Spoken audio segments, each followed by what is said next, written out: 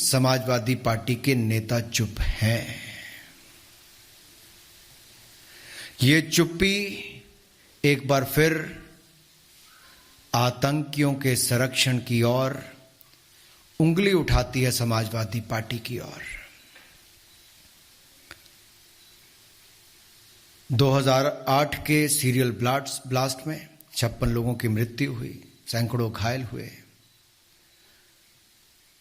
न्यायालय की हाल ही में आई जजमेंट का हम स्वागत करते हैं, भारतीय जनता पार्टी स्वागत करती है, जिसमें 49 लोगों के खिलाफ सजा सुनाई गई। 38 आतंकियों को फांसी की सजा, 11 को ताउम्र जेल में रहने के लिए सजा सुनाई गई। ये तब हो पाया जब गुजरात के मुख्यमंत्री नरेंद्र मोदी जी थे। ब्लास्ट होने के बाद सारी एजेंसीज का ये कहना था कि मुख्यमंत्री, उस समय के मुख्यमंत्री नरेंद्र मोदी जी घटनास्थल पर ना जाएं, लेकिन मोदी जी घटनास्थल पर भी गए, पुलिस कमिश्नर के दफ्तर भी गए, घायलों को देखने अस्पताल भी गए और यहीं पर रुके ही नहीं, आतंकवाद की कमर तोड़ने के लिए मोदी जी की मुहिम लगातार चलती रही। एसआईटी का गठन हुआ, मात्र 19 दिनों के अंदर आतंकवादियों के खिलाफ कार्रवाई की गई, पकड़ा गया, केस सॉल्व हुआ और उसके लिए जो कुछ भी करना था, सबूत पहुंचाने तक, आतंकवादियों को पकड़ने तक, मोदी जी की सरकार ने उस समय भी काम किया। आज भी आतंकवाद को जड़ से मिटाने के लिए मोदी जी की सरकार वचनबद्ध है, प्रयासरत है। और मैं कहना चाहता हूं इस पर, सिमी हो, इंडियन मुजाहिदीन हो, इनकी कमर तोड़ने का काम किया है तो नरेंद्र मोदी जी ने किया है। उन आतंकवादी हमलों में भी, सीरियल ब्लास्ट में भी एजेंसीज की रिपोर्ट उस समय की भी है कि उस समय के गुजरात के मुख्यमंत्री नरेंद्र मोदी जी पर हमला करने की प्लानिंग भी थी। सवाल यह खड़ा होता है कि इसका सपा कनेक्शन कहां से आता है। मैं आपके सामने रखना चाहता हूं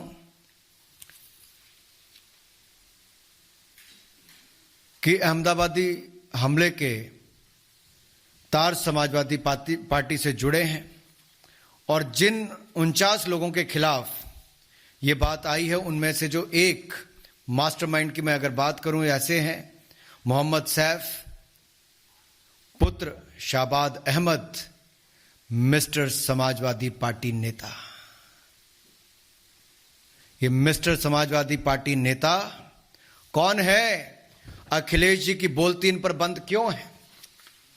ये जो चित्र मैं आपके सामने मिस्टर समाजवादी पार्टी नेता के रख रहा हूं, ये उस समय के समाजवादी पार्टी के मुख्यमंत्री यानी कि उत्तर प्रदेश के मुख्यमंत्री अखिलेश यादव जी, पीछे आप देख सकते हैं उत्तर प्रदेश सरकार का चिन्ह नजर आ रहा होगा। क्या इस मिस्टर समाजवादी पार्टी नेता को उस समय के मुख्यमंत्री अखिलेश यादव जी ने बिरयानी खाने के लिए बुलाया था, जिनका बेटा मास्टरमाइंड और धमाकों में शामिल होने का नाम आया है? क्या इस पर अखिलेश यादव जी चुप्पी तोड़ेंगे? आजमगढ़ को आतंकवादियों का गढ़ बनाने का काम जिन लोगों ने किया है, क्या उस पर समाजवादी पार्टी अपनी चुप्पी तोड़ेगी? इनको पुलिस पर भरोसा नहीं है, एटीएस पर भरोसा नहीं है, लेकिन आतंकवादियों को संरक्षण देने में पूरी ताकत लगा देते हैं। मैं तो कहूंगा, आतंकियों से करे प्यार, जिन्ना के कसीदे गाए हजार, यूपी पुलिस पर करे वार, समाजवादी हैं तुष्टीकरण के यार। ये तुष्टीकरण की राजनीति के कारण ही गुंडे, माफिया, आतंकियों को बल मिलता रहा समाजवादी पार्टी की सरकार में। पिछले 5 वर्षों में कमर तोड़ने का काम उत्तर प्रदेश में योगी जी ने किया है, अपराधियों की, गुंडों की, माफियों की। आपने भाषा देखी होगी अखिलेश जी की, ए पुलिस वालों, ए पुलिस वालों, कैसे बोला गया।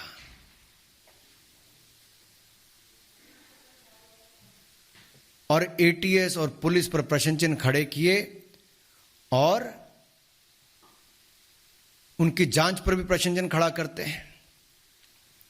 मैं तो दो बातें आपके सामने और रखना चाहता हूं कि अखिलेश ने ठाना है आतंकियों को बचाना है। ये कब ठान लिया था? 2012 के उत्तर प्रदेश के चुनाव से पहले समाजवादी पार्टी के मैनिफेस्टो में सीधे सीधे लिखा था। और सीधे जो लिखा था वो क्या लिखा था कि मुस्लिम युवाओं के खिलाफ आतंकवादी जो चार्जेस हैं आतंकवाद के, उसको वापस लेंगे। 2012 में समाजवादी पार्टी के मैनिफेस्टो में कहा गया। और 2013 में सत्ता में आने के बाद अखिलेश जी ने, लेकिन उससे पहले क्या कहा मैं एक बार आपको पढ़ के बता दूं। 2012 के मैनिफेस्टो में समाजवादी पार्टी देश की पहली ऐसी पार्टी थी, कोई पॉलिटिकल पार्टी की, जिसने मैनिफेस्टो में वायदा किया था कि मुस्लिम युवाओं को टेरर चार्ज को छोड़ दिया जाएगा, वापस लेने की बात कही थी। और क्या कहा था कि जिन लोगों ने ये चार्जेस लगाए हैं ऐसे पुलिस वालों के खिलाफ सपा की सरकार कार्रवाई करेगी। यानी कि पुलिस वालों के खिलाफ कार्रवाई और आतंकवाद को बढ़ावा देने को छुट्टी देने की बात अखिलेश जी उस समय करते थे। और जैसे सत्ता में आए 2013 में चार्जेस ड्रॉप कर दिए, कोर्ट चले गए, जांच नहीं की अखिलेश जी की सरकार ने, सीधा कोर्ट में जाके चार्जेस ड्रॉप करने की बात कही। कोर्ट ने उसका संज्ञान लिया, कोर्ट ने संज्ञान लिया और क्या कहा कोर्ट ने कि आज आतंकियों को छोड़ दोगे तो क्या कल उनको पद्म भूषण दोगे। और मैं उनका, आपका जो जज साहब ने कहा, मैं आपको उसको पढ़ के सुना देता हूं। जो बेंच था जस्टिस आर के अग्रवाल जी का और जस्टिस RSR मौर्य जी का, I like to quote, I quote, today you are withdrawing cases against them, tomorrow will you give them Padma Bhushan, I unquote. ये उस समय के डबल बेंच ने कहा, जजेस ने कहा। ये अपने आप में अखिलेश यादव जी पर, समाजवादी पार्टी पर बड़ा प्रश्न चिन्ह खड़ा करता है। ये कौन लोग हैं जिन्होंने लखनऊ में, बनारस में, अयोध्या में, रामपुर में बम धमाके किए, उनके खिलाफ मुस्लिम युवकों के आतंकी जो चार्जेस हैं उनको वापस लेने की बात उस समय अखिलेश यादव जी ने कही और करने का काम भी किया। ये तो भला हो कोर्ट ने उसका संज्ञान लिया। ये यात्रा यही नहीं रुकती। मैं एक और, आज जब चुनाव आए तो अखिलेश जी कहते हैं हम अयोध्या में जमीन लेकर देंगे, बनारस में जमीन लेकर देंगे, 5 घर खरीद के देंगे। मुंह में राम बगल में आतंकी, ये अखिलेश यादव जी की सोच है। तुष्टीकरण की राजनीति का एक और उदाहरण आपके सामने देखने को मिलता है। और ये तो जवानों की शहादत पर सवाल उठाते हैं, एटीएस और पुलिस पर सवाल उठाते हैं और आतंकियों को घर पर बयानी खाने बुलाते हैं, उनके समर्थकों को बुलाते हैं। मैंने फोटो भी आपको दिखाई क्या हाल है। इसीलिए तो मोदी जी कहते हैं लाल टोपी मतलब रेड अलर्ट। ये लाल टोपी रेड अलर्ट है और इससे बड़ा अलर्ट उत्तर प्रदेश के लिए और क्या होगा। चुनाव के समय उत्तर प्रदेश की जनता को यह तय करना होगा और यह निर्णय भी करना है कि ये समाजवादी नहीं, समाज विरोधी है।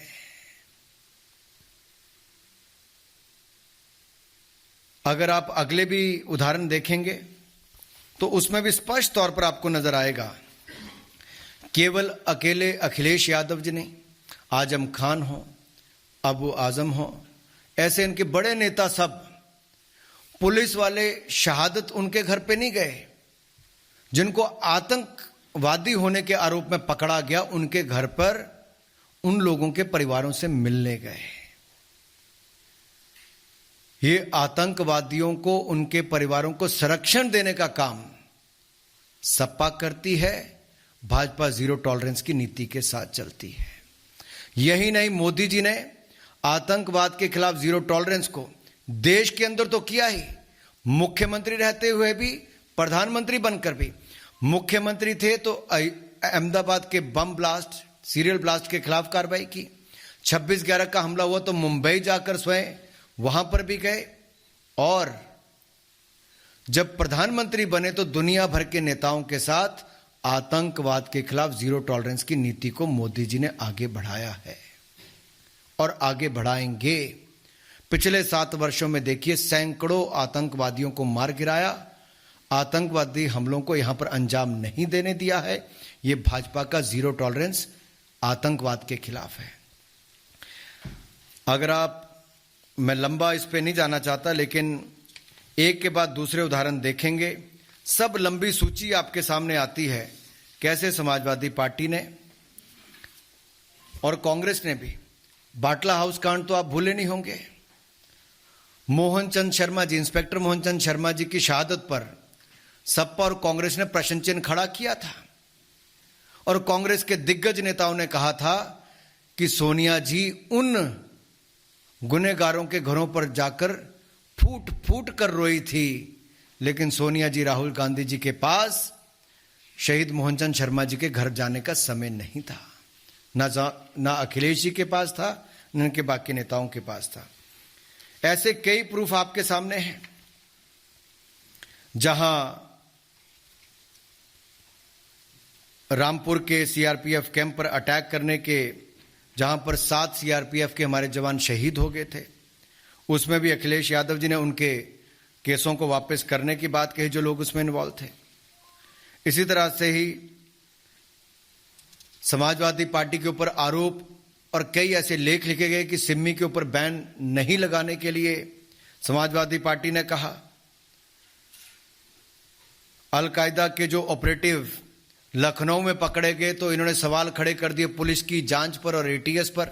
यह अपने आप में दिखाते हैं इनका आतंकी प्रेम। राम नरेश यादव जी हों और बाकी जो नेता हों, उन्होंने तो समय समय पर, मैं बाकियों के नाम लूं, ये सब लोगों ने बार बार कहीं ना कहीं आतंकवादियों को संरक्षण देने की बात कही है। दूसरी ओर भाजपा ने जीरो टॉलरेंस की बात कही है। इतना ही कहते हुए मैं अपनी बात को समाप्त करना चाहूंगा, लेकिन एक बात जरूर कहूंगा, ये जो मिस्टर समाजवादी पार्टी है, इनके परिवार का अहमदाबाद सीरियल ब्लास्ट के साथ सीधा कनेक्शन है और सीधा कनेक्शन समाजवादी पार्टी के नेताओं के साथ भी है। इस पर अखिलेश जी से मैं जवाब चाहता हूं, उनकी चुप्पी क्यों है? न्यायालय के जो निर्णय आया है, आदेश आए हैं, उसके ऊपर भी इनकी चुप्पी क्यों है? आप लोगों का कोई प्रश्न हो तो आप एक एक करके पूछ सकते हैं।